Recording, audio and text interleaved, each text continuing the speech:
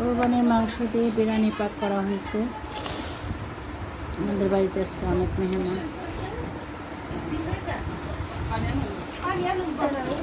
ঠান্ডা হইলেই জ্বর হয়ে যাবো, কিছু করার নেই, গ্যাস নাই।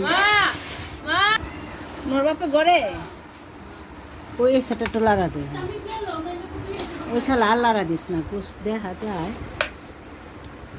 পুরা গোস দেখা যায়, দেখছ? মানে দূরের তো দেখা যাইতেছে না, পুরা গোস দেখা যাইতেছে। ব্যাস ওই চাল হয়েছে, ঠান্ডা হইলে ঠিক হয়ে যাবে।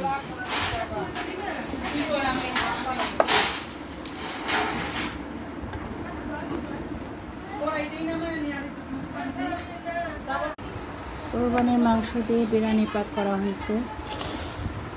আমাদের বাড়িতে আজকে অনেক মেহমান। ঠান্ডা হইলেই জ্বর হয়ে যাবো, কিছু করার নেই, গ্যাস নাই।